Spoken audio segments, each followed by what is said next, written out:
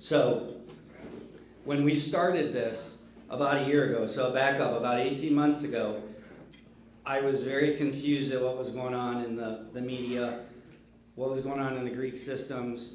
I was in our house enough to, have my mind seemed to be a little bit out of sorts of what was going on. And so I thought, what I'd like to do is, and I wanted to go to the board, and I asked Michael Klein if it'd be okay if I started kind of like a side committee, so to kind of understand what's happening in Greek life and what's happening with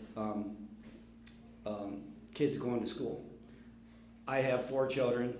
3 of them have either graduated or I've still got 1 in college, and none of those 3 went to college and became a Greek. So I was like just kind of questioning what was happening. So about 18 months ago, I had the opportunity to meet what I then understood was the Phi Delta Theta alumni president. His name's Roger Reed. And I started kind of asking Roger a lot of questions. And then I asked Roger to lunch, and I said, what is going on?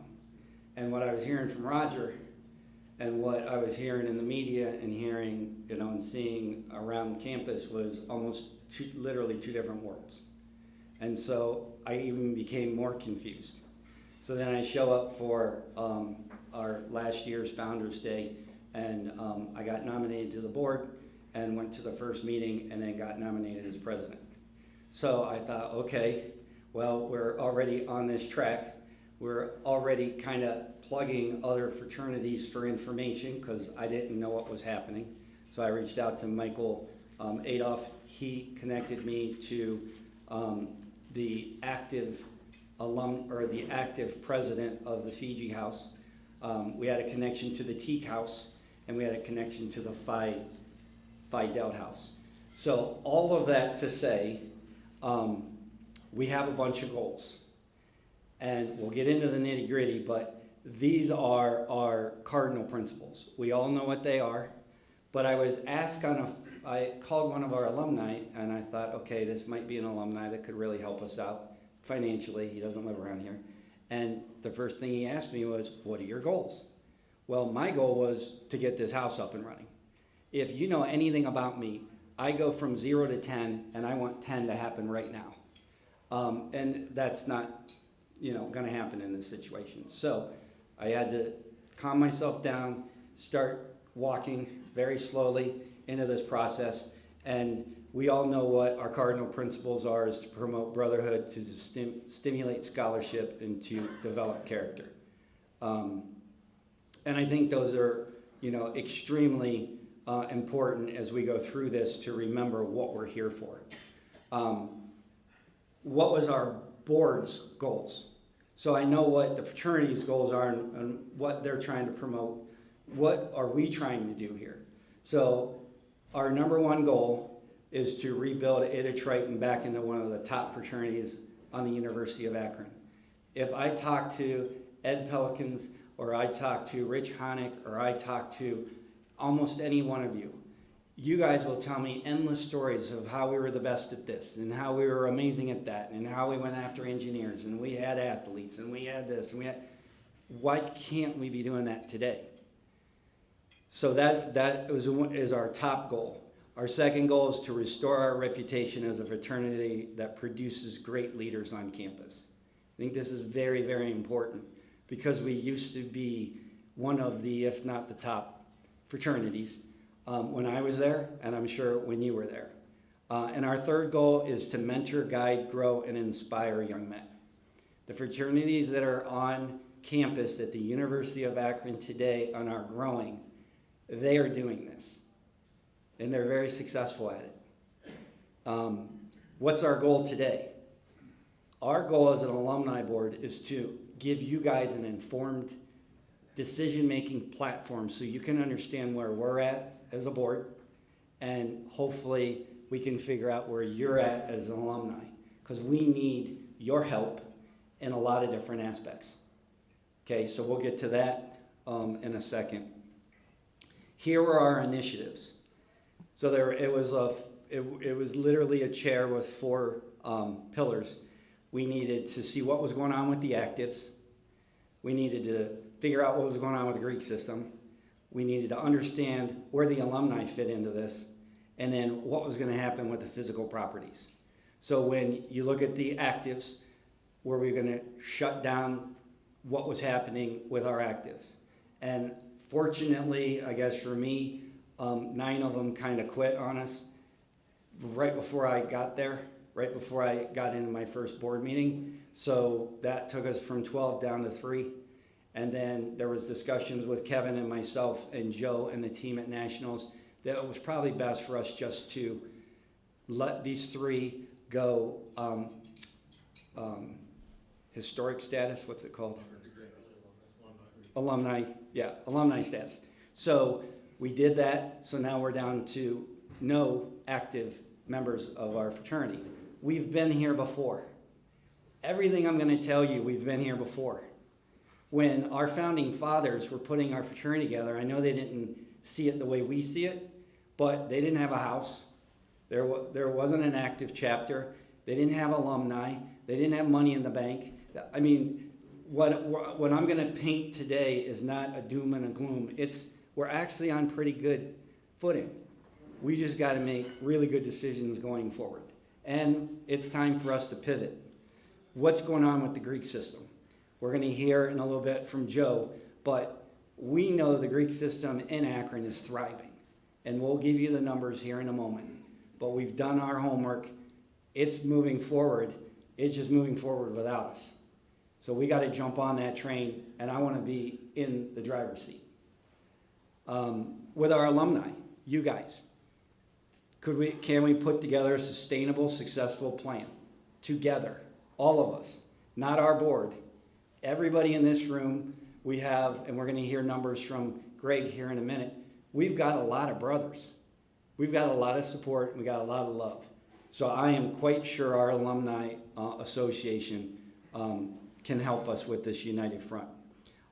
Physical property, that's going to be the big question we all walk out of here with. I would love every one of you to see you back at the house at 3:30. We've got drinks, there's snacks, we've got chairs, and if you can't be there, check the pictures out that we've put up, that we've scrolled here, but come back to the house if you can. See, Greg actually said this, he said the old girl just needs a little help. Like, we just need a building that was built in 1960. If you were that old and nothing was ever done to you, and you didn't go work out, and you didn't eat, and what would you look like? So we just need a little help. So here's some of the emerging questions that came out of this. What's the landscape of the university? What does a modern Greek system look like? Are other fraternities on campus growing and thriving? Is the university supportive of the Greek system? This is a big question still to this day. What's the future pledges what are the future pledges looking for from a fraternity? Is our physical house relative today? Does our physical house meet the needs of actives? And how do our alumni feel about the active chapter? So I'm going to have Joe come up. This is Joe Kern. Just real quickly, we got to go out to Nationals, which is only 4.5 hours away. It was a really quick drive. A couple of us got to go out and meet Joe and meet the team out there. And it was a special day, you guys. I mean, if you get the chance, I didn't drink the Kool-Aid. You asked Joe, I grilled him. I said, hey, I'm new to this, but I've heard from the grapevine, we're not getting a lot of support, and nobody calls us back, and nobody does this, and nobody does that. But I think there's a new sheriff in town, and his name's Joe Kern. And Joe, if you'd come up, we'd love to have you here. And Joe's going to speak for about 15, 20 minutes, and he's going to have you guys ask some questions. So I don't know this, but I'm going to say it is the first time that we've ever had the chief executive director from Nationals here at Founders Day. I don't know that, but I like to say it. It is true. That's good. So, thanks, Joe. Appreciate it. I was going to say good evening, but I guess good afternoon, right? I want to start by thanking Todd, George, and Greg, who, I'm a mover, so I'll just ebb and flow in and out of this, who did come out about a month ago to the headquarters. It was a great day. We spent about 4.5, 5 hours in the conference room talking about the Greek system, Greek life, Akron, learning about each other, and I think you all learned a little bit about the national strategy of Phi Sig, where we're headed, where we hope to take all of our groups and all of our alumni. And John, good to see you. I didn't say you when I came in the door, but we've been on a few calls in the past, and it's just been a couple of years, so I wanted to make sure I acknowledged you and your efforts with the chapter previously, so thank you for that. It's happy Founders Day, brothers. It's a good day to be here, right? Driving 5 hours this morning, I had a flat tire, so I apologize about not wearing a full suit as everyone else is. Had to swap with my brother-in-law, so the pants are a little short for that. But it works, it fits, and I'm a little presentable, right? So we'll just keep going. I also want to say Todd stole a lot of my talking points in here earlier today, but I think that's a good thing. I think it showcases how in tune your board is with what's going on and what you need to do and what you need to pivot to adapt to the changing landscape that is higher education. All right, students have a very different expectation of fraternity, of school, and of life than they did when I was in school 20 years ago, than when a lot of you were in school, and I'm not gonna put years to that, but it goes back quite a ways in some instances, right? They look for premium apartments, and we see on campuses just like Akron, private companies have split up apartments, condos all around the place. They get their own private bathrooms. Students have these great little handy-dandy Google boxes in their hands for instant gratification. It's just a lot of different variables culminating in how do we need to approach it, what is our unique selling proposition to these men, because they can get a lot of entertainment. They can get a lot of social interactions out of their phones. And I forget who I was talking to earlier about high school reunions. I don't know where you're at in the room. Oh, George. They don't need them, right? They have Facebook, they have Instagram. They're able to keep up with those that have been in their lives forever. Even if you don't talk to them for years, you can say exactly what that person's doing because you follow their Instagram, you follow their social media. And for a lot of us, myself included, because I didn't have a cell phone in college, fraternity was that social outlet. Fraternity was that connection. And I love that word graphic, because belonging is at the core of everything Phi Sig is doing, and I love that it was at the center right there. It's that connection. You leave home, whether it's 2 hours, 1 hour, 30 minutes, 12 hours, you're looking for that home, that family, that center for you around there. So I'm gonna go through the bullet points here and highlight at least a little bit of them. I also didn't transfer my box of notes and handouts when I swapped cars, so I apologize for that. But you know, our men are looking for a sense of belonging, and if it's all right, I'm just gonna take this off and carry it around, so I'll move. That's better. But Phi Sig offers a sanctuary. You know, seen in a room like this with so many alumni from different eras coming back, coming together, and I'm told this happens annually. You all come to town from far away. I know there's someone from South Carolina, I believe, another one from another Carolina, and then Indiana, I'll claim that. But it's that connection. You all come back for that connection. You all want to foster that connection. And I think the part about what Todd said with mentorship, with alumni, is the number one thing I hear from undergraduates, but I also hear from alumni, that we all said when we were undergraduates, is I wish our alumni were involved. I wish we had more folks coming back. And that's what we need to think of, because now we're in those positions. We can go back. Whether it's 1 hour a month, 1 hour a quarter, 1 hour a year, whatever that interaction may be. We know life changes, careers change, families come, ebbs and flows of when you have availability, right? So we need to kind of meet these men where we're at and tag in and tag out. And a collective of 63 men today, and a roll of, I think it goes all the way to 1124, if I looked it up correctly today. Men have been initiated in the chapter and are alive today. And what that means is there's a huge swarm of family that can tag in and tag out. You don't need to be the chapter advisor, you don't need to be a board member. You could come back and facilitate a personal financial education seminar. You could just come back and talk to them, right? How many of us have men or women that are of college age or recently left college? I don't, but I'm gonna raise my hand so you all kind of see what I'm asking you to do. You know, being a parent is something that's very unique, right? You look at the lens of what you're doing there with your child, and sometimes it's hard to think outside of that. You know, what is this individual needing? You know, sometimes we look at every young man as a potential nephew, as a potential son, and that's what they're looking for. Because if your kids are anything like I was, and like we probably were, we don't necessarily listen and take all the advice of our parents or our uncles. But that's where fraternity can step in. We're new voices that they haven't known their whole lives. There's not a lot of history there. So when we talk about mentorship, this is the place that you all can be the most impactful for these young men. And that's the most exciting piece. That's what I love doing, what I do. That's why I think you all are here. That's why I saw the Phi Sig founders for both Eta Triton and Phi Sigma Kappa up on the wall. We all have that 1, 2, 3, 4 brothers that we looked at and we took 1 or 2 things from. How many bigs and littles do we have in the room right now? All right. So when you chose your big brother or you chose your little brother, it was probably because they were cool, you got along, you had a lot of things in common, but hopefully there was 1 or 2 things you wanted to learn from each other, right? You said that person has this and I want to have that. I think spending time with them, that'll rub off on me. I'll become more assertive, I'll become more direct, right? Maybe I'll have a better marketing skill set, whatever it may be. Big brothers, little brothers, mentorship takes a lot of different forms, but it's very easy to do, and it's something that we at headquarters are looking to continue to pursue and promote. So we talked a lot about Akron, and I'm going to start there before I go to the broader sense of Phi Sig. But I think one of the most exciting things we have going for this chapter and the direction and the future of it is on my team. I've got this incredible young woman, her name's Lindsay Hollis. She's our Director of Organizational Growth.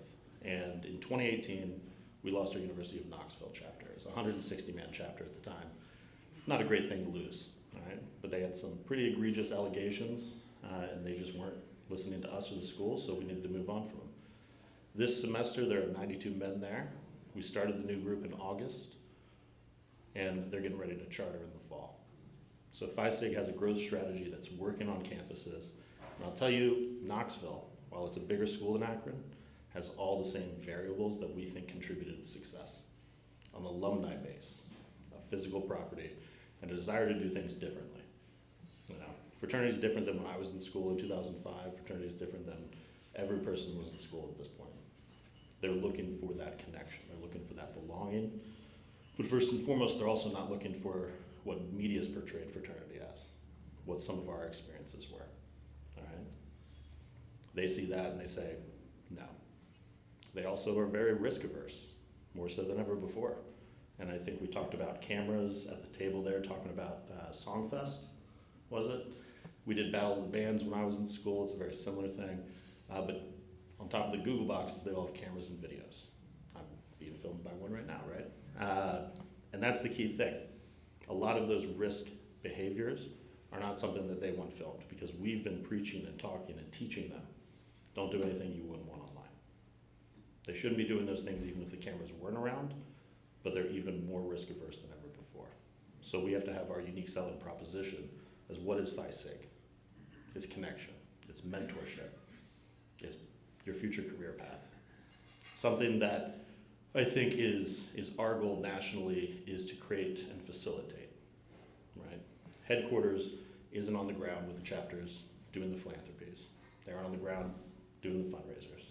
My team's job is to help support and guide the men. But at the end of the day, we're facilitators. Think of us like a quarterback.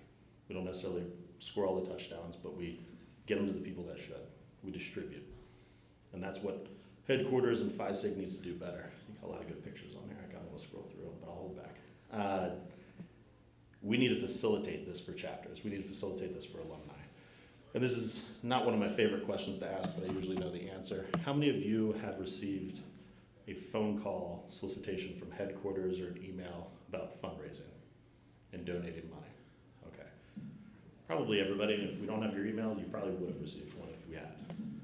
The second follow-up question is that of all the people that raised their hands, can you put your hands back up if you got a newsletter telling what's happening around the nation, what's happening with Phi Sig? To a degree? Oh, are we talking about the Signet? Yeah. All right, well, outside of the Signet, any other storytelling mechanisms that you all have received? to engage you in Phi Sig, to bring you back in, to get you excited. Yeah. From your local level? Yeah, that's the thing. Headquarters needs to do a better job, and that's something that we're committed to in engagement about getting out there telling stories. What are the Akron alumni doing? All right? Because you probably have a problem that you solved or that you're going to solve that another alumni group's going to run into. And if our job is the facilitator, our job is to be the hub, we can help take those solutions and move them around the country and be successful. All right? I know the other day you all might have received a little notification, if anyone's from Columbus, that there was a Columbus get-together hosted by the Kent guys. That's something they just started. They had the first one yesterday. If you didn't get an invite, come see me afterwards. We'll talk about getting your email updated so you can get on that distribution list. But something we're going to be trying to facilitate moving forward is regional alumni interactions. And these aren't donor stewardship receptions where you sit there and you get solicited. They're interactions, storytelling. When I moved to Indianapolis, coming from the DC area, I didn't have a lot of people that I could connect to. Luckily, the reason I moved was for my job at Phi Sig, so I had that connection. But when you're transplanted right after school or you move across the country, you're looking for that hub. And if we can facilitate a connection for the Akron alumnus who moves to San Francisco, to Chicago, to New York, headquarters will be doing the job we're supposed to be doing. So that's the network, that's the groundwork that we're building in that sense. And when it comes to the Greek system, there's a purpose, there's a reason, and there's a future for it. We just have to change what the Greek system is. And we're very much in the process of that. Like I talked about, 92 men at the University of Tennessee, Knoxville. 160 is what they were a few years ago. I guarantee they will be 200 plus in a couple of years. So the men are looking for it. The men have a desire for it. We just need to put the correct product in front of them so they'll say, this is where I want to be. And I am to scroll back if that's all right, Todd.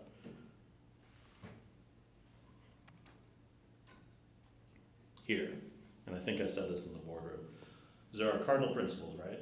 Brotherhood, scholarship, character. When we simplify them, but when we talk about them, it's to promote, to stimulate, to develop. The pursuits.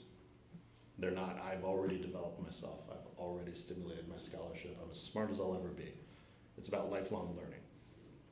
I said this again to another group of alumni, we're not all 5-star recruits when we get recruited, right? We're freshman men. How many of us look back on our freshman year as sophomores and said, I did not know anything? I know I did. How many of us did that our junior year when we looked back on our sophomore year too, right? That's what fraternity can be. It can help us bridge the gap, teach lessons. And no one's gonna come in perfect, but the fraternity can build these men better, especially if those men are looking for that. And the Greek system is thriving, is healthy, depending upon the campus you're on. That's the reality of the situation. I've had a lot of tough conversations with a lot of alumni groups. This is not one that I feel like is going to be tough because I think all the variables are here for success. Akron is a predominantly great Especially if school. those men are looking for a lot that. of young men to go to the institute. And the Greek system is Young men thriving, in general are not is healthy, thriving in higher education right now. depending upon the campus They're you're not on. going to college. They're taking alternative That's the routes. But Akron's done a great job as a university and institution of maintaining a high male population.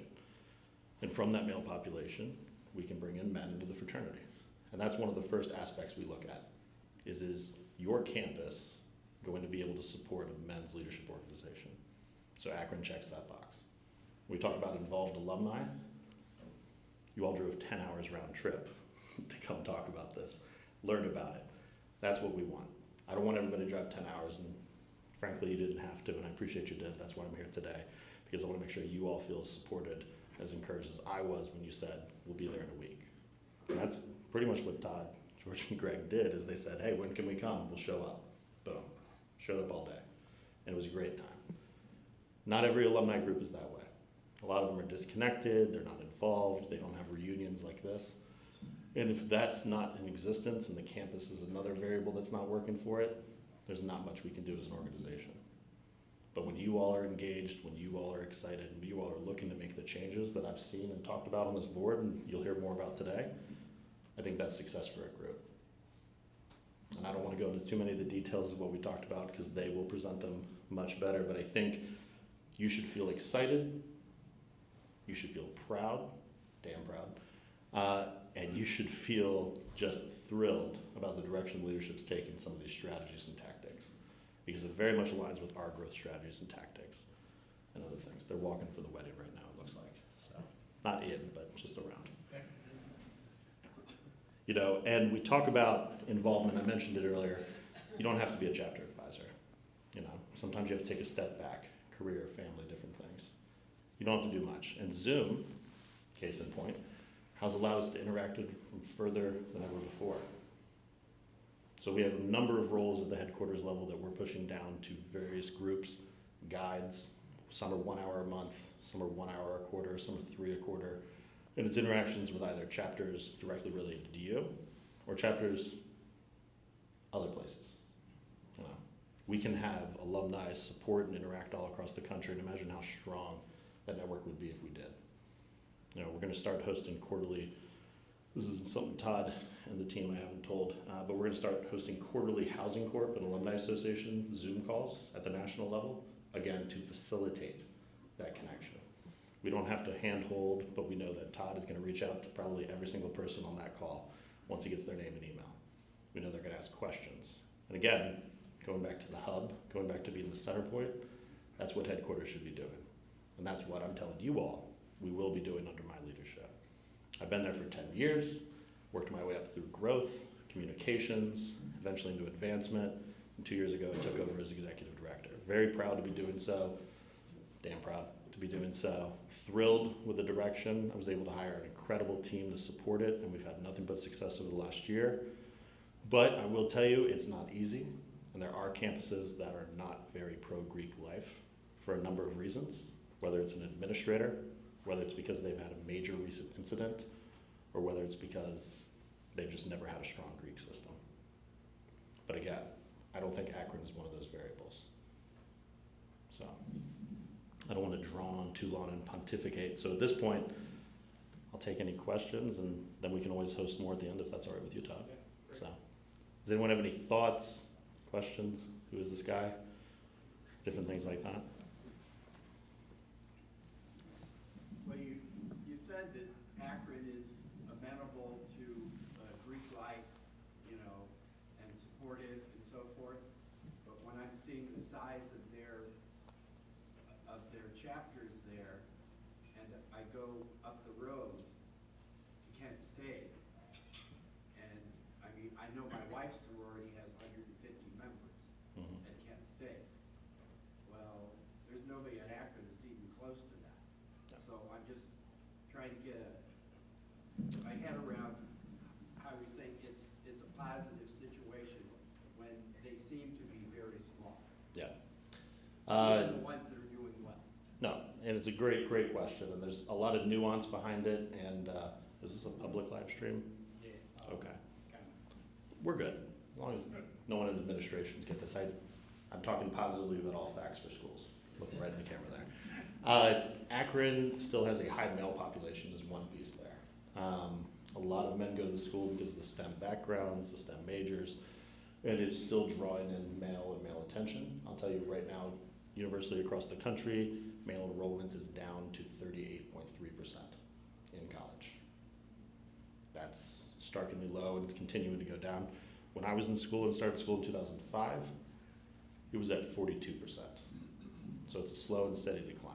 And I talked a little bit about the table with it, and I won't bore with too many factors, but the biggest factor for male enrollment is we've been told year after year after year, these young men have been hearing student loans, you don't have to go to school, there's other options for you out there, so they're taking different paths.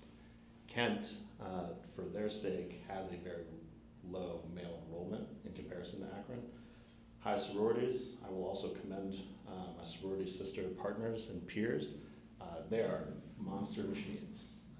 Sororities generally are twice the size of fraternities on their campuses in every instance. Our Kent State chapter is struggling a little bit with size, I'll tell you right now. There are 28 men. I think the largest fraternity on that campus is 41.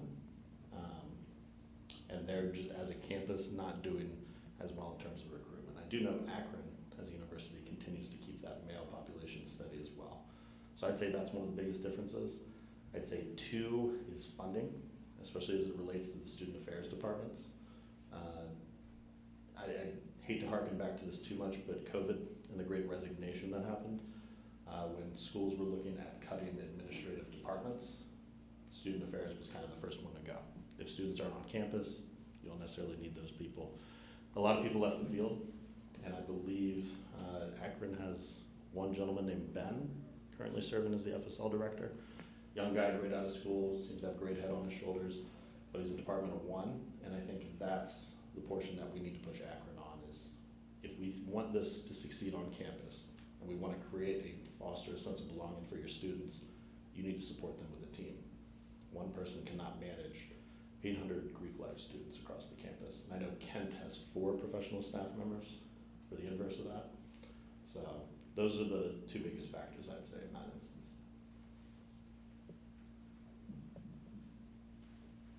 The national, I understand, was here for several years ago to help the Akron chapter. 2018, I believe, right? What happened there, and what are you going to do Differently? back in 2018? Good question. I wasn't in charge in 2018. I was on staff, I was in communications, I saw it happen. I think there was a good plan, I think it was executed well. I think the fact that it was a fairly new chapter headed right into COVID is really what clipped the knees out from beneath them. I think the motivation and apathy of students around 2020, especially anyone in here who has kids or grandkids, nieces or nephews, students just went through a slog at that time period. You know, they paid $30,000 or whatever it was to go to school, and they got told to stay home, be on Zoom. 2018? 2 years later. Wow, So- how about 2018? Well, in 2018, we finished with around mid-20s, and it was climbing up to the 30s, I believe, right before that. And then I believe we graduated a big portion of that class in 2020. And the apathy kind of took hold after that, because the last 9 guys didn't do a whole lot of recruiting at that time. They didn't want to, they were looking at their next steps. A lot of our students at that time, I'll tell you, we took a 15% hit across the organization. Students from that time just wanted to graduate, they wanted to get to their career. So 2018 to 2020 was on an upward trend. I think we could have interceded and been successful. I think COVID is really what undermined that effort there. So we're gonna deploy pretty much the same strategy we did at Knoxville. You know, boots on the ground for 8 to 12 weeks. I mean, we would explore it, and we're probably talking about 2, maybe 2.5 years out at this point. So we got a lot of time to look at the strategies, look at the tactics, but we already have a letter from the university. I referenced Director of Organizational Growth Lindsay Hollis earlier. She actually was the former FSA of Akron University's Greek Life campus. So she has strong connections with the administration. And we do have a letter for return in 2027 that's promised. So that's as early as we can get back boots on the ground. All of our men who are there will have been graduated. That gives enough time for any strategies or tactics deployed with the Housing Corp to change or modify. So I think that's the start. I'll tell you, I would want to get closer before I got specifics because so much can change in 2 years. So I hope that was a good enough answer for the question. Danny? Do you have any kind of specific marketing programs or plans, things of that nature, that can be employed to go out during rush and help get people in? So marketing through social media, website, phone marketing, email type stuff? Whatever, whether it be traditional or new age or whatever. Yeah. New age marketing. Yes, that is similar to what we deployed at University of Knoxville. Everyone's been on campus recently. There's televisions everywhere talking about student clubs, programs, dates, times, everything there. At Knoxville, we deployed that. We didn't just stick to the traditional who's going through the Greek life recruitment. We went out and talked to student leaders and student government, Latin club, different clubs. Chances are if they're a leader in a different organization, one that takes a little bit less time than fraternity does, they'd be very interested in coming over and joining a men's leadership organization. So we have a lot of different opportunities and marketing tactics we deploy both digitally and analog. We could talk more offline about that, specifics, because I could drone on all days about that. So. But yes, we've built that over the last 1.5 years since I hired Lindsay, and she's really brought a good campus perspective to us. And it's yielded a positive result thus far at Knoxville. Now that is 1 for 1. And I want to make sure that everyone knows in here I'm not committed to just one strategy. If we need to pivot, if we need to adjust, I'm a very agile thinker. I try to be. But I also know that we can't be stuck in one set of ways because it's not going to work on every single campus. Great. Well, I appreciate it. Yeah. Thank you, Joe. Happy to speak to anyone at the end of the day.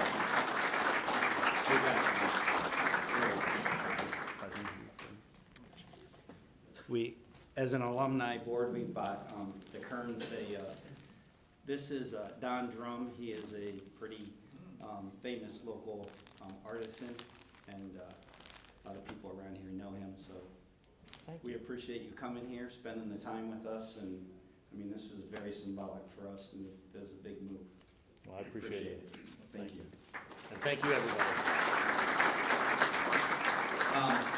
Real briefly, if you get a chance, I know Joe downplayed you guys going over to nationals because they probably don't want 200 people showing up on Monday. But this is their boardroom. That office inside is decked out, and there's a museum. It's very, very cool. So if you're in that area, I highly recommend that you go over there and just spend, half an hour or so getting to meet everybody. And I don't know if Joe wants me to say that, but I think it was a special day for us. And Joe is a great host, so we appreciate that. One of the things I want to do real quick before I kick into this is I want to bring Greg up.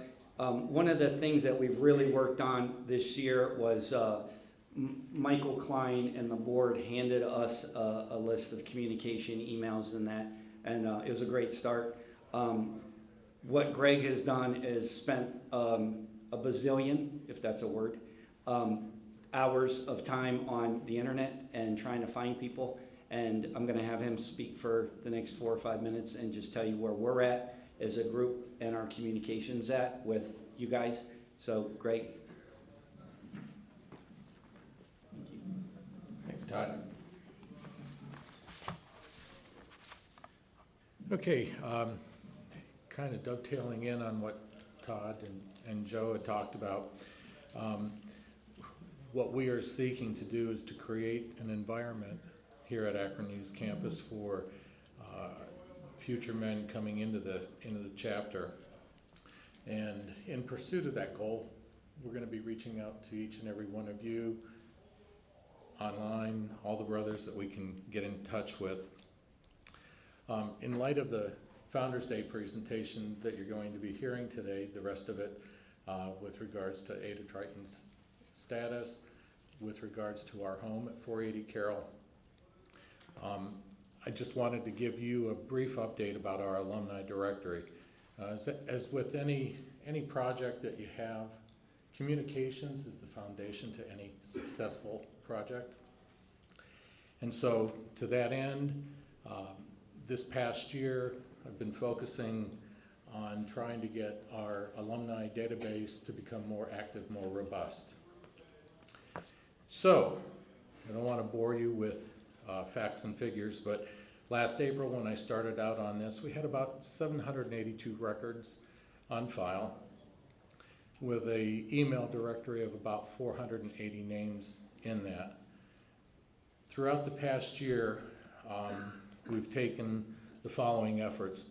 First and foremost, contacted National, and I requested a complete listing from every person associated with Phi Sigma Kappa, regardless of status, and they provided that to me. Needless to say, when I got it, it was like, okay. And we had to sit there and start going through and parsing with ours. Unfortunately, our database had gotten corrupted. Ritual numbers were not in sync anymore, but with the help of National's database, we've gotten that corrected and everybody's back on track. So that was the first success. What we've done elsewise is we've canvassed our alumni for help in trying to locate people that had missing data, partial data, that sort of thing, and that's been somewhat successful. We've also conducted mass email mailings, And through that process, we've managed to eliminate a number of erroneous emails or invalid emails anymore. So we do have a good working base of about 408 emails that are at least don't bounce back. We also conducted a mass mailing. We sent out physical snail mail to about 265 brothers, asking them to update their information. When I sent it out, I also put a return address on there so that I could get a kickback and hopefully either forwarding address or at least determine that those addresses are no longer good. And so we've been able to clean up on that. We also conducted or have been utilizing social media platforms like Facebook, LinkedIn, white pages, the general internet searches, and of course my favorite that I spend a lot of late night hours on, legacy.com, which is not really a place that you want to be spending a lot of time on, but trying to determine the status of brothers. At your tables, and I apologize, I don't have enough lists, but you can probably rip them apart. I've got a listing of brothers that are in what we call lost category. There's no contact data whatsoever on those brothers other than their name. I organized the list. The first couple of pages are in alpha order. The second pages, same brothers, but in ritual number order. Feel free to take those home with you. Take a look at it. Anybody that you recognize, especially if you have a good working email address on them, my contact information is on that list. Let me know so that I can update that information. And for those of you on the YouTube video, if you're interested in getting a copy of the list, reach out to me. I'll be more than happy to send that to you. So with that information, I'll give you some of the figures of where our database is standing today. We currently have 1,206 records in our file. Of that, 619 are brothers that we've identified as having contact information on. 375 of those are brothers with full address and full email, 33 email only, and 211 address only. We've identified the 195 that are on the list that I've provided. We've also identified 260 deceased brothers. Emphasis on that is one of the things that we want to do. We want to build our own Eta Triton chapter eternal, and so we want to be able to recognize those brothers who are no longer with us. So that's one of the reasons why I've been focusing on that as well. We also have 117 that are in a non-affiliated status, and then 15 that I'm still working with national that we're trying to figure out where those members, the status of those members. So first, for those of you that have provided me information over the last year, thank you, I appreciate it, but I'm going to be reaching out probably multiple times as we continue to go forward. And again, I ask any of you as well, if you have any status change in your address or your email, please let me know so I can keep it updated. Just as a side note that I wanted to share, in this process, it's been rather interesting.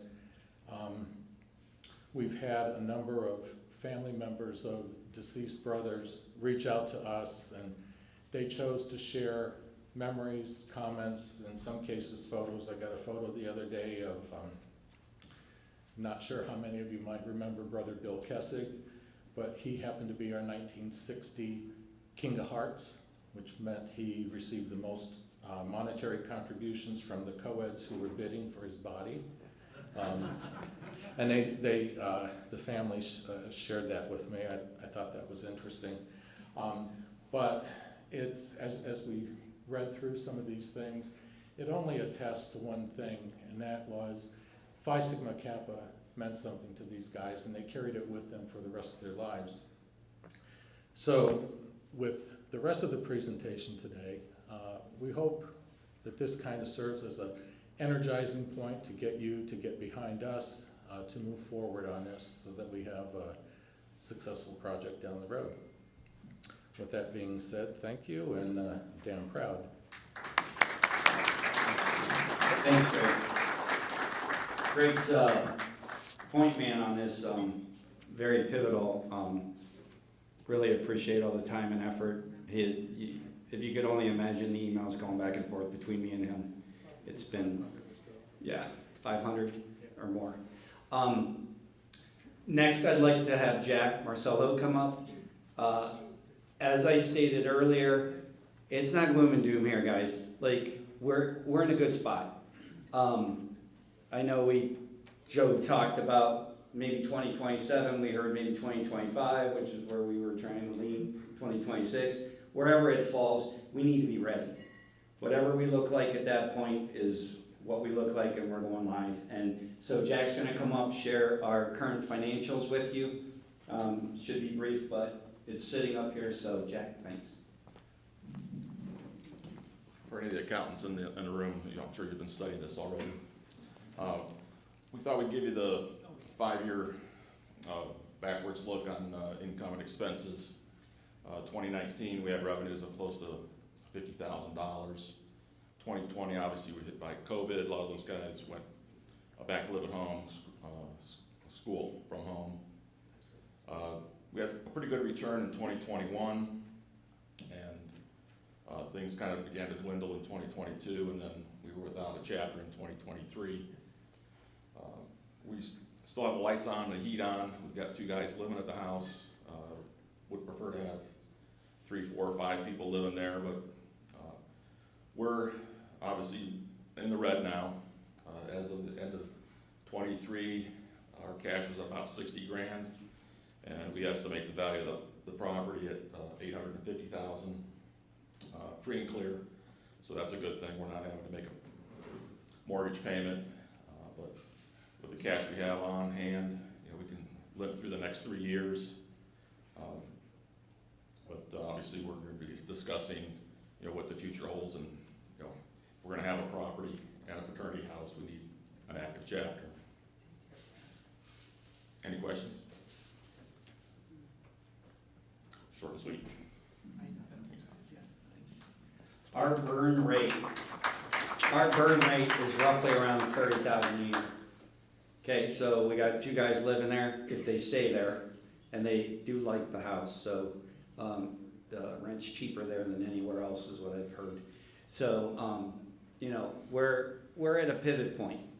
We can't sit on our hands too long, so we gotta kind of have to go one way or the other, whichever direction we move. So I thank Jack. Jack, thank you very much.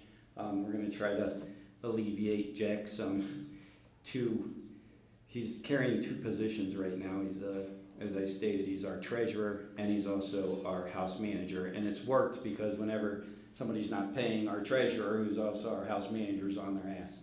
But yeah, I'd like to get somebody off our new board to be able to take over and take one of those off of Jack. But I do appreciate Jack's dedication. Okay, any questions about what you see up here right now? We have cash, we're okay, but we're not okay for long. So, all right, let's move on. So, as I stated, we had full access to the Phi Delta house.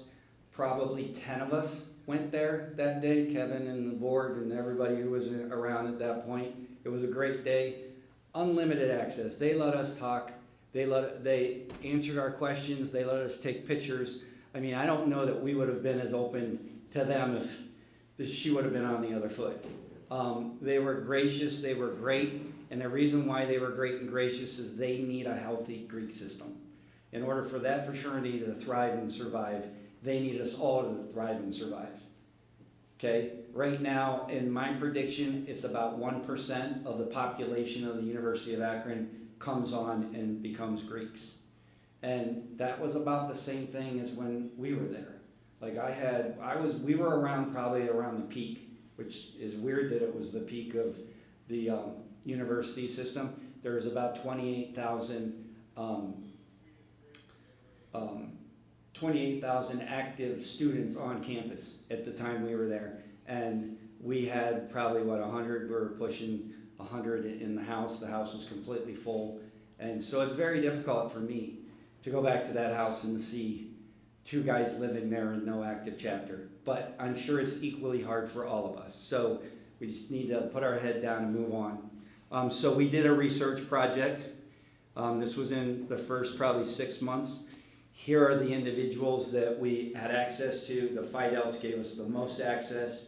We had a Providence president, we had an ambassador, we had the house manager, we had a retired university provost, all at the Phi Delt house. We were there, I think, probably for 3 or 4 hours. It was a long time. Then we got access to the teak house. I can't remember who had the connection, but we literally did the exact same thing in the teak house with one of their representatives. And then, as I stated, through Mike Adolph, we got access to their active fraternity president. We grilled these guys. Every question we could possibly have asked them, you're going to see the answers to. So, how many actives? Yes, that's a real number. The Phi Delts have over 70 members currently. Okay, we're not talking about Knoxville. I'm not talking about Kent. I'm talking Akron, Ohio. That's the biggest fraternity on our campuses, 70 active members. Their high in the last, I asked them what their high and the low was in the last 5 years. Just wanted to see if it was an anomaly. Their high was 90, their low was 50. For the Teaks, they're the second largest fraternity on our campus right now. They have 52. Their high was 60. And their low was 45, and then the Fijis, they're currently at 60, and their high was 70, and their low was 25. How many are living in the house?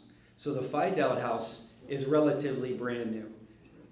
This house is very unique because they actually imploded their house in 2008, rebuilt their house by 2010.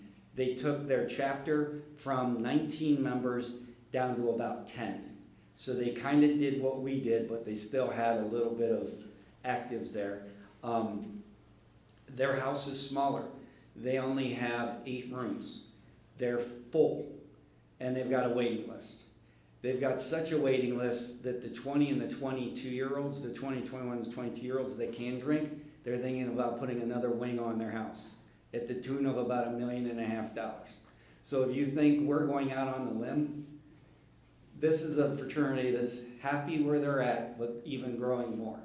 They just bought, within the last 3 years, a parking lot off of the University of Akron and put an outdoor recreational facility. It's got everything on it. It's got a pickleball court, there's basketball, there's volleyball, they got an outside pavilion, they've got a burn pit. They've got it to the tune of $360,000. So not only did they renovate this house in 2010, or completely build it, but then they put on another addition, and now they're thinking of another addition. So they're doing it. They did it with cash. They did it with alumni support. There's no loans on out of the Phi Delts, okay? You're going to hear different stories from different houses. That's their story. The Teaks are currently at 22 living in their house. They have a max of 25, so they actually have capacity. They have single occupancy, which is exactly what we would have. Okay, that's how we envision our house, everybody having their own room. The Teaks bought the house from the University of Akron, which the Alpha Phi owned. Well, the Sigma Nu. The Alpha Phi owned it, the Sigma Nu's took it from them. They went bankrupt. The University of Akron took it off of their hands. They went and bought the Teak house off of Fir Hill, put the Teaks into that house, let the Teaks buy that house. They bought the house for $600,000 or $400,000. They basically got $1 million loan on it. So they went out and got a loan. They currently have a $650,000 loan on their house. But they have an active chapter of guys who are paying, and they've got cash flow. they're 3 members shy of a full house. The Fijis are currently at 20. They have a max of 28. They're double occupancy. Here's the dorm facilities with the, for the teaks, the Phi Delts, and the Phi Sigs. So the teaks are on the right, or on the left. They're next to us. The Phi Delts, you can see their bunk beds. So they're double occupancy, and then there's our dorm rooms. Facility details. So the Phi Delts, so the big deal for us as alumni, we're like, oh, everybody has their own bathroom. At my house, almost every one of my kids have their own bathroom. They definitely have their own bedrooms. When I was growing up, as I'm sure all of you, there were 5 of us in a house and we had 1 bathroom. There was not a downstairs bathroom and upstairs bathroom, and everybody had their own showers. So I'm walking into this thinking, surely all of these kids have their own bathroom in the Phi Delt house and the Fiji house and the Teak house. Not true. They have very similar to what we have, but they're not communal showers. They're individual shower stalls.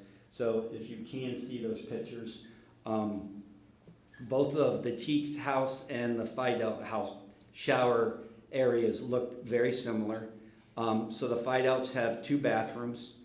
They have 2 shower stalls in one and 3 shower stalls in the other. They got a full modern kitchen. The Phi Delt house actually looks like somebody's house. The Teak house, if you've been in it, it's very nice and it's very clean, but it looks like a fraternity house. And the Fiji's house looks like a fraternity house. So not too differently than what we're dealing with. It's not what I thought, which would be that everybody had their own showers and maybe there were 2 rooms to a bathroom. Everybody's sharing bathrooms. The dues, what do dues look like?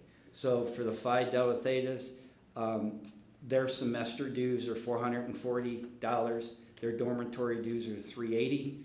The Teaks semester dues are $450, so very comparable. Their dormitory dues are $400. For the Fijis, they have a $500 semester due. They do credit their active members. If they have a GPA of over 3.5, they credit them $300, so they have a foundation that helps them. And then their dormitory dues are $450. Jack, what do we charge for? $400 to be in the dorm, and then what are our dues? Okay. Dues fluctuate depending on what you paid into them. So the highest end fall would always be like between $400 to $500 because of Nationals headquarter dues, insurance, and the spring was always less. Okay. So it fluctuated. So I would say on average it was between $750 to $900 a year. Okay, so about $500 a semester. So very similar, like we're all in the same sandbox together. There's not, oh, well, you know, we're charging more, our kids are getting hit with more costs. It's all about the same. Marijuana and alcohol policy, and this is, I think, what Joe was talking about. We had a huge discussion when we were over there. The Phi Delt house, there's no smoking, and it's completely dry. And they recruit like that, you guys. They tell you that when they bring the kids in, after they have rush, they ask for the parents to come in.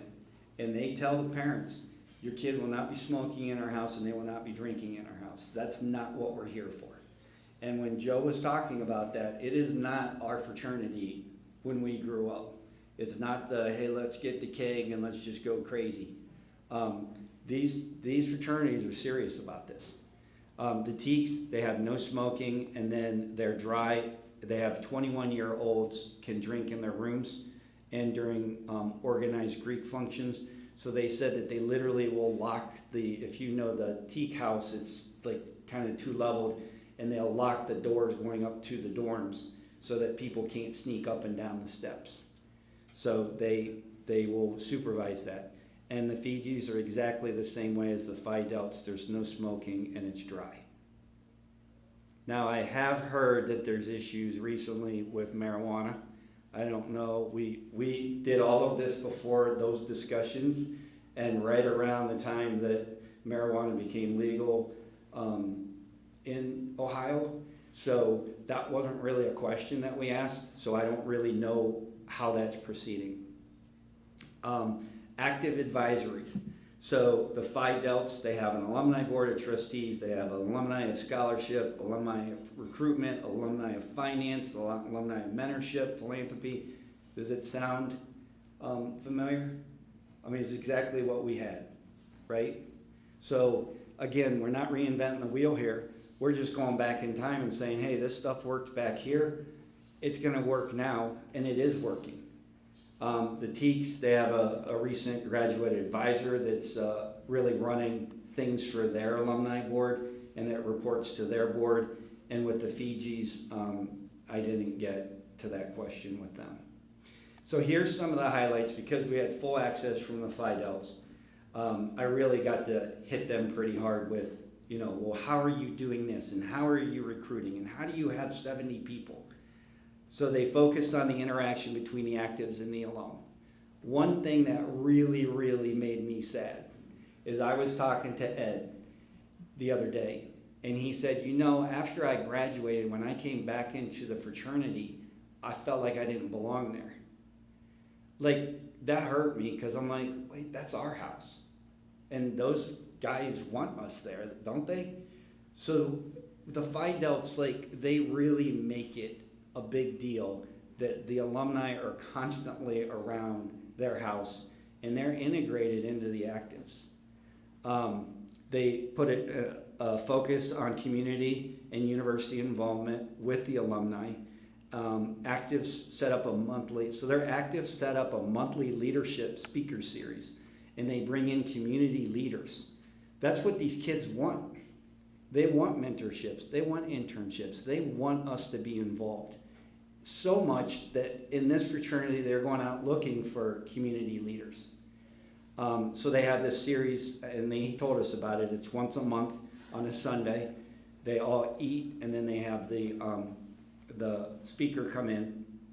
The alumni have an endowment fund that's set up, and they distribute $40,000 in scholarships per year to their actives. This helps pay for all active executives to attend national conferences. Probably you guys heard that when we were there. The alumni pay for 20 actives to attend this exact same retreat. It's a 4 or 5 day retreat down at Miami of Ohio. That's where their national headquarters is. 4 members are sent for free. Those are the executives. And then the alumni pay for the other 16 to attend. So these are things, again, that everybody in this room can think about, and hey, you know what? It can work if we want it to work. And we don't have to do what they're doing, but I know a lot of this was happening when we were there. The actives have earned $10,000 for their national ALS philanthropy, 8 of the last 10 years, and in 2022 they earned $30,000, which got them ranked in a national ranking. They're very active on campus. They are considered one of the most involved fraternities at the University of Akron. Listen, I'm not saying that this is us. I'm saying that we're better than this. We're better than whatever they set up. We can just now take what they've done and we can make it better, and we can return back onto this campus and even be stronger. So here's what I took away the day we were over at Nationals, and some of this could be wrong because I was writing as fast as I could. Phi Sigma Kappa Nationals. So we just saw what the Phi Delts do. We have all of this. We have an officer academy, we have a leadership school, and we have conventions. We have all of this same stuff. We just have to get our executives down there. We got to help them with it, though. A lot of us, when I lost my football scholarship, it was all about survival for me. So I went to UPS, and I worked my way through school on UPS and had no debt. But there were things that the fraternity brothers were doing for me. There were functions, and hey, go valet park this, and hey, do that, and earn some money. And this is still active today, and these guys need help. Joe didn't get to talk about this, but any of our donations, the Nationals has a conduit. It's called their chapter education fund, and they also have another one called their chapter housing fund. So if you do anything with your required minimum distributions on your IRAs, or you donate money and you want to donate to a nonprofit, which could be us through our nationals, we have a way to get it from nationals. The check goes to nationals, then it comes back to us, and we can use it for things like the house, for things like education, for scholarships, for our students, right? So they have all of this stuff set up. They also have bridge loans. Those are short term. They have a company called Pennington and Company that if we take this to the next level, we would hire them to come in and do an assessment of our house. We've already gotten, and George is going to talk about this in a second, we've already have renderings and had an architect come in and tell us what it would cost to renovate the house. Jack has told you what the evaluation of our house basically is about $850,000. We reached out to the University of Akron, so those of you who think the university is interested in our house, they are not. They are selling properties. We actually reached out to the University of Akron to see if we could buy the parking lot behind us. And the reason why we did that is for twofold.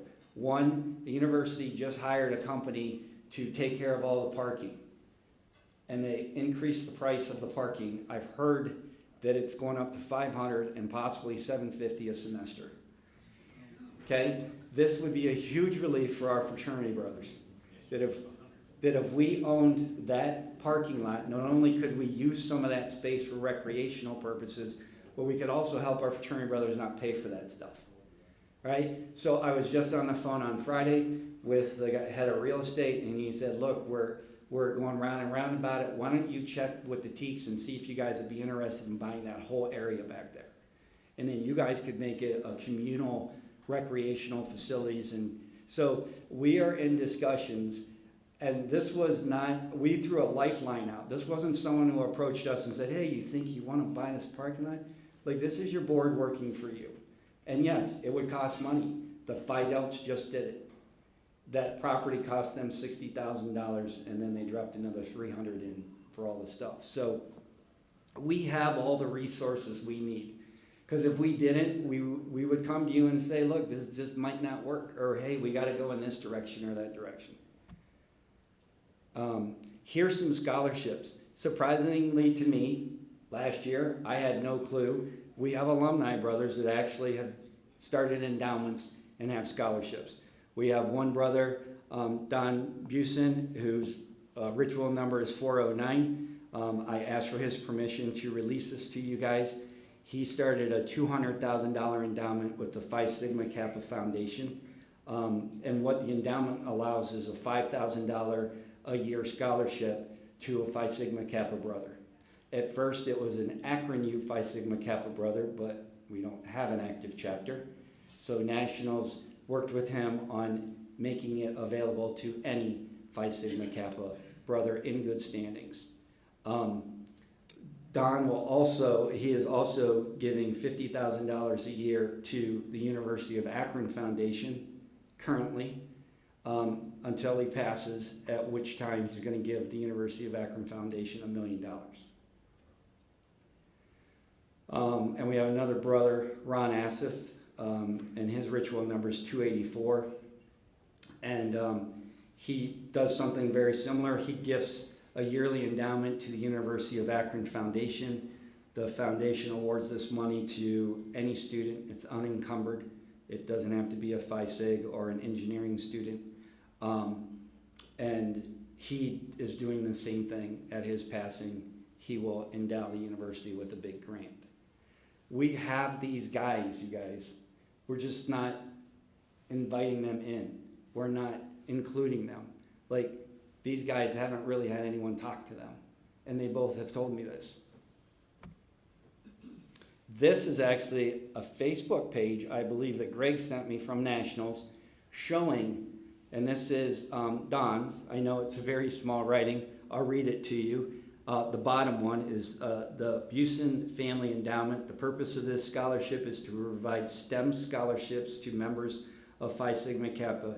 These scholarships will equip students to succeed as future scholarships and leaders in STEM. STEM field. And it goes on to tell you how that you can apply for this. This went out nationwide to all of our brothers. So our nationals is working with us, even with our brothers, to get kids money. We're gonna start winding this down and then move into George, because we think the house is a pretty important thing. We took another step. We went out and surveyed independent students and Greek students. So we had access to 24 Greek students and 15 independents. Here are their top priorities when it comes to a house. Air conditioning is the #1 priority. We don't have it. Wi-Fi, we have it. It's a little sloppy. We need to beef that up. Individual shower stalls, we don't have it. An updated kitchen. Like, we gave them 15 criteria categories to pick from, and there are the top 4. So when we say we need some money or we need to renovate this house, it's not because we feel it, it's because that's what they're telling us. Then we did a non-essentials grouping. We categorized that, and again, gave about 10 to 15 different categories. Outside lounging area, outside grill area, basketball court, Xbox gaming area. This is what's important to these kids. They're getting it at home, so why would they not think they're gonna get it at the University of Akron? And if they go to private apartments, they're getting this stuff. I know, I have 3 kids in college. What's happening around Greek Village? This is very fascinating. If you can see, that building is not a building yet, but the Lone Stars are building a building. They are coming back onto campus. I got access to the builder. Just happened to know somebody who knows somebody who knows somebody. And it's about $1.5 million and up that they have already raised. This is the foundation of their house. It is literally right across the street from their old house. They went and bought the land. There used to be apartments sitting there. So they have money on top of money that's going into this project. And they're not even active. Like, they don't even have a chapter. They got kicked off of campus. And they're raising money. So we're not going out on a limb to do this. Like, there are fraternities that want to grow and want to do well on campus. So they're rebuilding. They started construction about 4 weeks ago. And the approximate price is $1.6 to $1.7. It's going to be 7 bedrooms, and they're going to have shared bathrooms. And when I talked to the builder, he said, "Are you guys doing anything with your property?" And I go, what do you mean? He was looking at my Zillow online as I'm talking to him. He was curious, and he was like, "Do you guys have any outdoor facilities?" And I'm like, we got a patio. He was like, "Oh, you're really going to want to focus on that."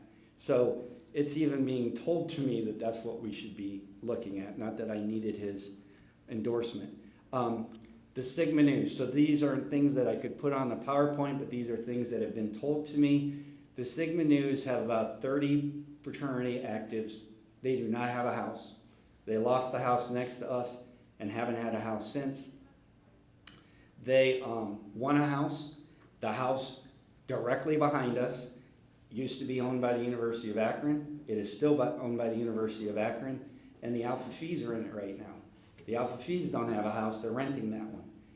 We have been told the Alpha Phis are moving from that house. They're going into the Kappa chapter house. They're going to rent the Kappa chapter house.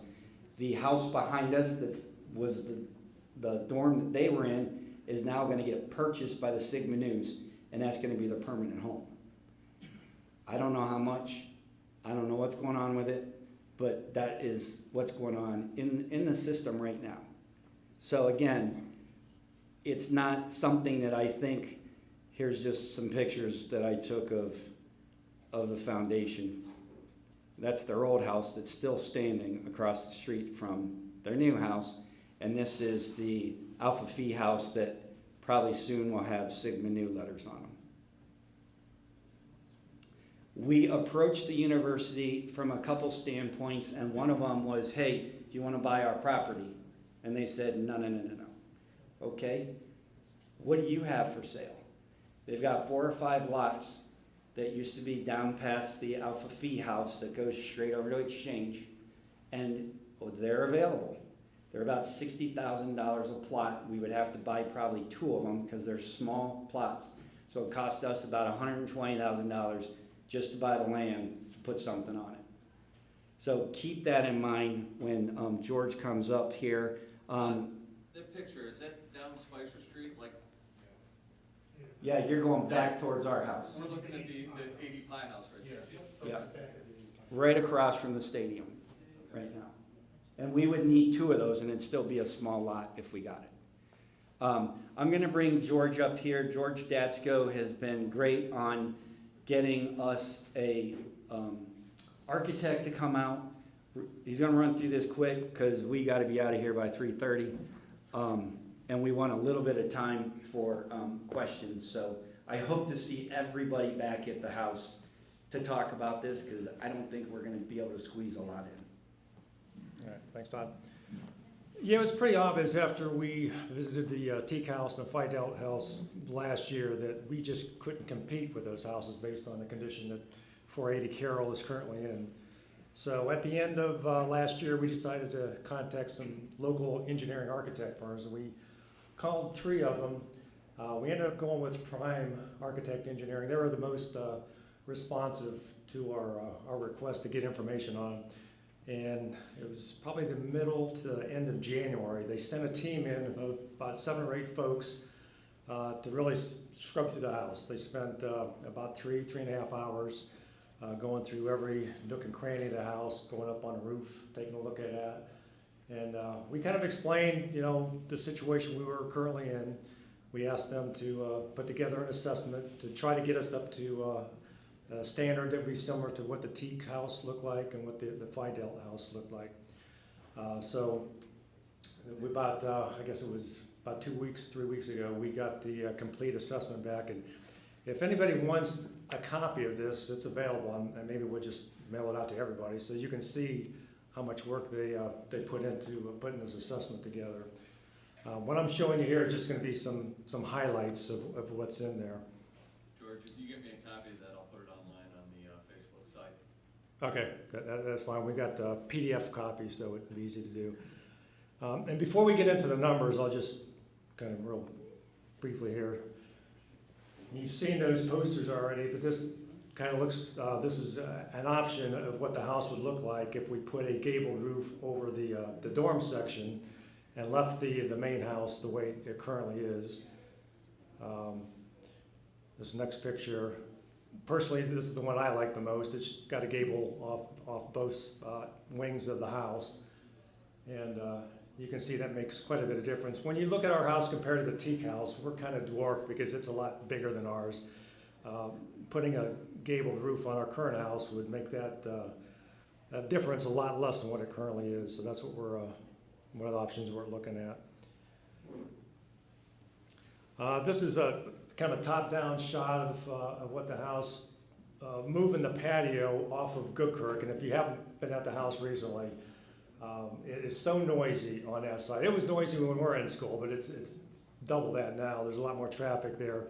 So it makes sense moving the patio from the Goodkirk side in between the Teak House and our house. So that's what that's depicting right there. And like Todd said, if we can get an option of acquiring some more land, stuff that we actually owned at one time, that would make that even better for them. Parking and adding some other facilities to the end. Probably the single biggest improvement, in my opinion, would be getting the bathrooms updated in the dorm, because they've always been pretty nasty and they're in pretty bad shape right now. One of the options they put together was to combine one of the dorm rooms in with the existing bathroom. So in effect, we're doubling the bathroom size. And then there's 2 options there. One's using you got 2 shower stalls, 2 urinals, and 2 toilets, along with the 3 vanities. And then the one to the right of that shows what it would look like if we went with 3 shower stalls and 3 toilets. And so that would be a huge improvement, a huge change from what we currently have. Now we'll get into the numbers. And I see everybody sitting down, so that's good. Because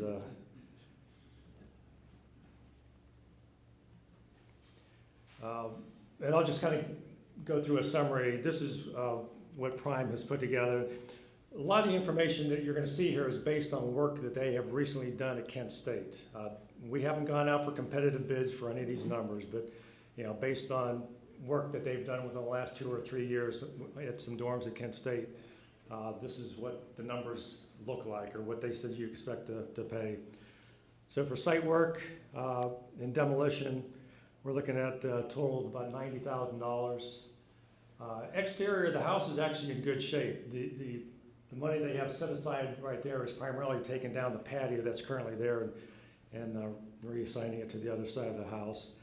Interior, obviously, there's a lot of work that needs to be done there. And then as far as the exterior, we're looking at a total of $220,000 for basically cleaning and repairs. The big item on there is replacing the roof in kind. So if we didn't go with this gable roof look, we're still looking at about $125,000 just to replace the roof. And I think the current roof is about 40 years old. I think it was mid-80s that we had the roof redone. So they said it's nearing its end of its life. So that would have to be one of the big investments we'd have to put into the house. Interior-wise, we're looking at a little over $200,000. New partitions, flooring, new doors, and then painting. One of the things that they didn't put on here that I asked them about was the ceilings, because if you take a look, especially in the dorm room, that we have a drop ceiling and they're in pretty bad shape. And they didn't actually call those out in these numbers, but they did say that they felt the $200,000 would be enough to cover the ceiling work also. The flooring, there's a potential that particularly in the dorm room, I guess in the hallways they have possibly asbestos on those tiles. So if we end up taking those floors out and start from scratch, we may have some additional costs in there to take care of the asbestos. But there's an option. We could probably put the new flooring right on top of the current flooring without going through that expense. This next section here is just basic cabinetry work. You guys know on both sides of the fireplace, there was some cabinet work. We've redone that. A part of it was redone back when I was there, back in the late 70s. But it's looking pretty sad right now, so we've got some money that they budgeted in there to redo the cabinets on both sides of the fireplace upstairs, and then downstairs there's another cabinet to the right of that fireplace. And then bathroom cabinets, kitchen cabinets, that kind of stuff. When you add it all together, that's $140,000. Updating a fire alarm and fire alarm, smoke detectors, all that. Most of that probably hasn't been updated in at least 30 to 40 years, and it's in pretty bad shape. So they've got $30,000 set aside for that. $80,000 for plumbing. Mechanical. This gets into the air conditioning that we talked about. It was up high on the list of the guys that we'd interviewed. They're looking at what they call a VRF system, which is a variable refrigerant flow, and it's similar to a heat pump. So each individual room would have its own unit that could be individually controlled. And I think there's some options there once we get into making a decision on which way we're going to go. Electrical, total of $173,000 there. Obviously, you're going to have to upgrade the electric to handle the new air conditioning requirements.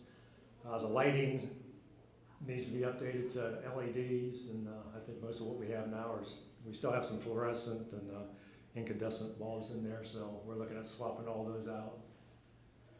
And then furniture, they budgeted just under $180,000, and that would be to furnish 20 dorm rooms with new beds, loft kits, desks, chairs, wardrobes.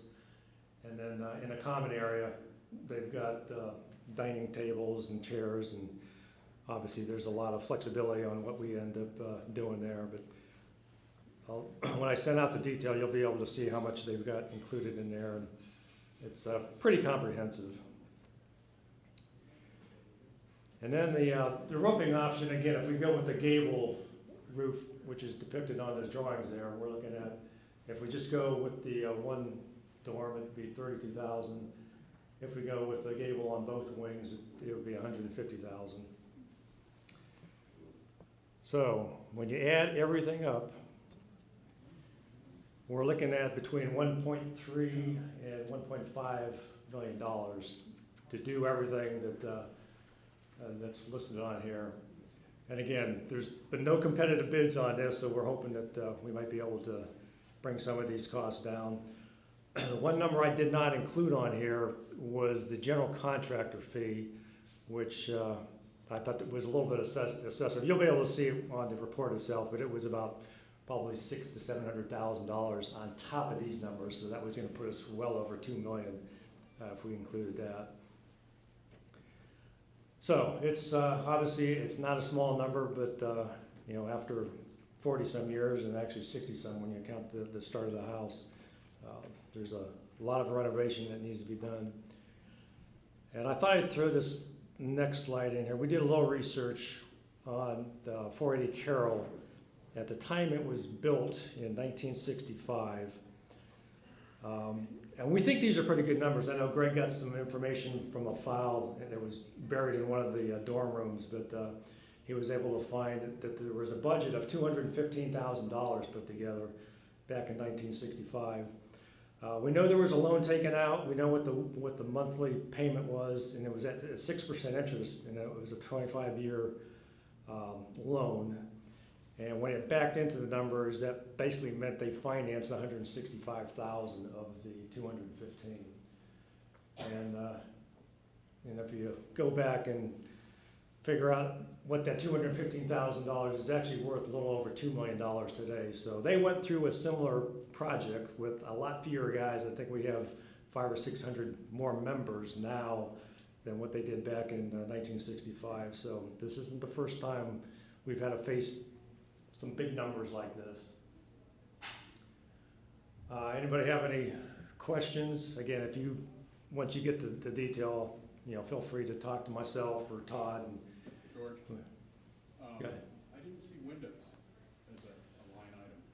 Yeah, that was part of the exterior. The windows was certainly one of the things that we need to replace. Okay. That is included in the $1.3 million or $1.5 million range, so it's definitely in there. It was.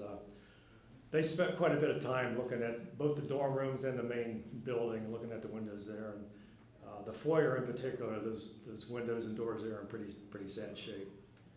So this will make the house much more efficient energy-wise, but it's a big number. So that's something we're going to have to address in the coming months. Was there, I didn't see an item, because for ADA, they have to put in an elevator? That was an item that came up. What they're thinking about doing is making the presidential suite ADA. They said based on the number of guys that are living in a house, we don't necessarily have to have an elevator or even a chair lift to take them up to the second floor or down into the basement. So they said that would probably be the cheapest option to go with the presidential suite and do an ADA requirements there. That obviously going into the building itself would have to be redone because there's steps going up into the foyer, so they're looking at building a ramp up into the foyer area. So that would have to be done also. One more question in the back. Yeah, has there been thoughts of raising the house and just building on their property? At this point, everything is on the table. We have not gone through to see how much it would cost to actually raise that building and start from scratch. But I know when you're talking about $1.3 million to $1.5 million, I mean, that's something that I think we'll actually have to investigate. We could do the demo. How many square feet are we looking at? I think, I did have some floor plans, and I think it's just under 10,000 square feet if you count the basement. And I think the teak house isn't much bigger than that. It looks like it's a lot bigger, but when you go inside there, we're actually pretty competitive as far as square footage wise. I don't think Prime actually went through and did measurements, but I got one from Jack. It was an old drawing for both floors. I think it added up to about just under 10,000 square feet, but I can confirm that. Appreciate it. Anything Thanks, else? George.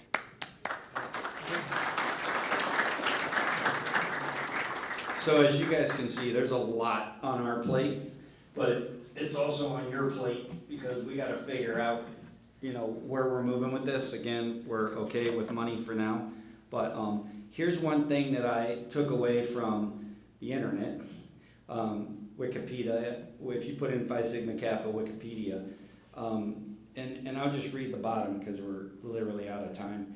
There would be no end to the fraternity's influence on its members and its role in their lives, another vital part of Phi Sigma Kappa heritage. Like, this is what our founders, 151 years ago, thought of, and that's where we're at today. Like, keep that in mind when you're thinking about this, because we're not only going to need the money, which is the bottom item there, but we need the physical support. We need leaders that are going to help. Once we get this thing up and running, we need the mentorship. We need the internships. We need the help with the guys. We need leaders to build the alumni community. We've got some ideas behind not just us having an alumni board, but having other types of boards that will help. And then we need partners that are going to help build change inside of our house. So we're not just standing here today saying, oh, we need $1.5 million. Like, we need everybody's resources, and every one of you come to the table with something different. Maybe it's not money, maybe it's time, maybe it's not time, maybe it's, you know, I can get some guys some internships, maybe it's just mentoring, being around the house. So we all have our talents, and these are the things that we're going to be asking for out of you guys. We're probably going to eventually have small get-togethers, small meetings. You guys, please reach out to us. We don't want to be on an island by ourselves making these kind of decisions and, you know, coming back to you guys later on saying, oh, well, it just didn't work out. Like, we're committed, we're driven, we've got a board that wants to make this thing happen, and they're leaders that were leaders 30, 40 years ago, and they're leaders today in the community, in their businesses, with their families. And so we are willing to put in the time. We just need the help from 600. I know there's only 60 of us today, so there's 10% sitting here. But there's 600 of us. And that is a big number. Collectively, we can move the needle on this. So we're going back to the house. I see a bunch of groomsmen out there. What? Yeah, okay. Just following up too with regards to Dave putting out, there are two sites out on Facebook. One is Phi Sigma Kappa Historical Photos. That is just pictures and things that have taken place over the years. The other site that we intend to plan to use to post a lot of information specific to this is the Phi Sigma, is the Eta Triton page that's on Facebook. And there's 101 of you that have joined so far. If you haven't joined, join and follow along. And that's probably where this rendering will be posted. So you'll be able to see the details. You can download it, print it, do whatever you want with it. Thanks for coming today. We appreciate everybody being here and everybody's thoughts. Please email us. Please get in touch with us. Call us.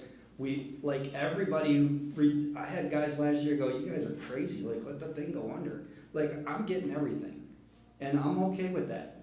Like, I grow from what's being said to me. And I've got to think of the other side of it. I know I'm being optimistic, but there is another side to this. Like, is this reality? And I hope we painted a picture for you guys today to show you that there are fraternities that are doing extremely well. There's one on campus that's the strongest one. And in 2008, 14 years ago, 16 years ago, they made the exact same decision we made, and now they're the strongest fraternity at the University of Akron. So hopefully we'll get to see everybody at the house. If not, please reach out to us, and thank you.